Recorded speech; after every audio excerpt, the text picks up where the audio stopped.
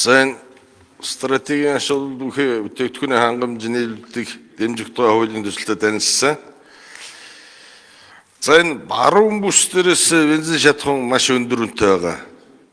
Хуучин цагаан нурын дамжлага базын нефт баз гэдээ байсан. 90 баруун аймаг дээр Увс, Ховд, Өлгөд одоо цав Ёмкостой одоо багтаамж хэр байна? Хэдэн сая тонны багтаамжтай тэрний юу гаргасан уу юм. За одоогийн байдлаар энэ за энэ бензин өндөр орохоос өмнө энэ өнгөрсөн 2 жилд 1 литр бензин хотод 2390 байхад манад 2800-аар авчихсан. Одоо 3350, хотод 2590 байгаа. Зөрүү нь 760 төгрөг. Тэгэхээр ч баруун бүс тийм өндөр байгаа зарим удаслагдсан сумууд дээр одоо дизелийн дэвш 4000 хүрсэн байна. За импортлж байгаа энэ бензин шатхуун импортлж байгаа компани өссөн гүйлж ингээд үнийг нэмдэг.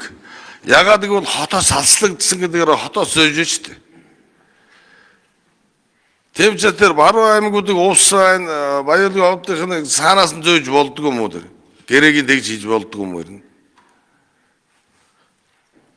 Зодын байдалтай одоо 760 төгрөгийн зөөрөөтэй биш шүү дээ. Энийг яа гэж бодож дараа тодруулъя. За манай баруун бүсийн гол одоо агуулгах хангалтын төв бол Баян Үлгийн аймаг байдаг. За Баян Үлгийн аймагт бол 15,000 тонны хадгалах савны нөөцтэй. За цаашдаа бол бид нэр Ховд аймагт бас дараачийн агуулгах савны нөөцийг бүрдүүлэх юм бодлого барьж байгаа. Судалгаа тооцоолоор ингэж гардаг. За баруун бүсийн аймагуудын яагаад үнэтэй авдаг хоёр шалтгаан бий. Нэгдүгээрх нь бол баруун бүсийн одоо 5 аймагуд маань үндсэндээ Увс, Ховд аймагт одоо 92 бензин 3300 төгрөг байж байгаа. Импортлж байгаа үнэ нь тээвэр логистик нийлүүлэгчдийн нөхцөл байдлаас шалтгаалаад $1050 1 тонн дээр. Улаанбаатарт орж ирж байгаа үнээс $300 үнэтэйгээр орж ирээд байгаа. Нэг зүйлийг хэлье, юу гэхээр баруун бүсийн аймагуд маань Евро 5 стандартын шатхуун хэрэгэлдэг шүү. Одоо Евро 2-ыг биш. Хамгийн сайн чанарын бүтээгдэхүүнүүдийг хэрэгэлдэг. За тэгээ тээвэр дизель түлш бол 3860 төгрөг байх хэвээр. За эндээс бас ингээд мөн 960-аас 1100 орчим өндөр үнээр одоо Евро 5 стандартын бүтээгдэхүүн худалдаа авч байгаа. Зүүн аймагуд бол төмөр замтай 90 цаваар орж ирдэг учраас харьцангуй бага үнэтэй байдаг. Цаанаасаа нийлүүлж байгаа байсан гişүнэ. Цаанаасаа нийлүүлэгдэж орж ирэхдээ автомашинаар орж ирдэг. Баян Үлгийн аймаг дээр төвлөрдөг. Баян Үлгийн аймагаас тараагддаг. За ингэхдээ Газпром нефт гэж компаниас орж ирдэг. Төвийн бүсээр орж ирж байгаа голлох бүтээгдэхүүн бол Роснефтээс орж ирдэг. Газпром гэдэг компани бол зөвхөн Евро 5 стандартыг үйлдвэрлэдэг. Евро 5 стандарт нь бол 300 төгрөгийн үнэтэй байгаа байхгүй юу? Тонн тутамдаа.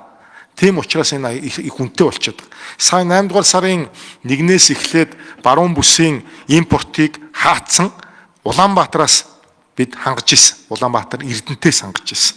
Ингээд бол тээвэр логистик ингээд автомашины ингээд зардал нь ороод хугацаа ороод бас нэлээд асуудал бэрхшээлтэй байлаа. Сая одоо Монгол Улсын ерөнхий сайдын Орос улбаны улсад хийсэн ажлын айлчлалын хүрээнд бид бол Оросын талтай тохиролцож баруун бүсийн импортыг нээж 12 дугаар сард үндсэндээ импорт дахин нээгдээд орж ирж байгаа. За удахгүй одоо гол импортыг нийлүүлдэг Рисчан компаниас бол өгсөн мэдээллээр 2000 тонны А92-ийн захиалгыг өгсөн 3160 төгрөг өөрөө 3300 орчим төгрөгөөр бол зарнаа гэсэн ийм одоо мэдээллийг өгсөн биднэрт. Тэгэхээр баруун бүсийн маань одоо үнэтэй байгаа гол шалтгаан бол тэр. За баруун талаас орж ирж байгаа нь бол сая л нээгдлээ буцаад. Энэ 760 төгрөгөөр үнэтэй байна гэдэг чинь бас ард иргэд хүн дээр тусч байгаа байхгүй. Хэдийн цаана энэ чинь хямд 1500 төгрөгөөр хямд байгаа. Тэгэхээр энэ асуудал дээр та бас дүгнэлт хийгээд үзэхгүй баруун аймагуд ер нь хүнд байна шүү. Зодын хүнд байл та. Нөгөө талаар түрүүн танд хэлсэн эко стандарт гэдэг энэ Төв аймгийн сэргэлэн суман дээр 3000 тонн хаягдал тоосноос одоо 210,000 тонн юу дизелийн төлөш боловсруулж байгаа юм байна. Танаа яамныхны ингээд үзээрээ бас дэмжлэг зүйлээрээ гэтгсэн. Тэрийг үзсэн үү гэдэг. Бас дотоодын дээр бензин шатхууныг уул уурхайг тасалгүй явуулчих боломжтой юм байлээ. За тий манай Бэсэн гишүүн бас тэр нэг жижиг үйлдвэрүүдийг надад хэлсэн, би бас ажил хэсэг явуулаад үзүүлж байгаа. За ер нь бол сүүлийн үед бас энэ нефтийн бүтээгдэхүүний хомсолтой хос холбоотой юу одоо аж ахуйн нэгжүүд маань бас нэлээд юм хийх гээд оролдоод байгаа. Жижиг ийм үйлдвэрүүд бол бий. За нэгдүгээр хэд хэдэн одоо төсөл хөтөлбөрүүд яригдчихэд бага хэмжээний бага ховрын. За энд бол одоо нэг нь бол тэр ажилсан маслт тосноос одоо гаргах. За дараачих нь бол одоо хөлөг онгоцны түлш. За түрүү яригадаад байгаа нэг хуурамч бензин хийгээд байдаг гол түлш хийгээд байдаг гол асуудал тэнд явагдчихэйдэг. Тэгэхээр манай яамны зүгээс бол олон улсын стандарт норм, Монгол улсын стандарт нормыг хангасан энэ бүхий л чөлөө зөвшөөрлөөр нь бүрэн хэмжээнд дэмжиж хамтарч ажиллаж байгаа. Цаашид одоо энэ бизнесийг сонирхолтой хүмүүс байвал бид ямар нэг хүн суртал үзүүлэхгүйгээр чөлөө зөвшөөрлийг нь дэмжиж өгч байгаа.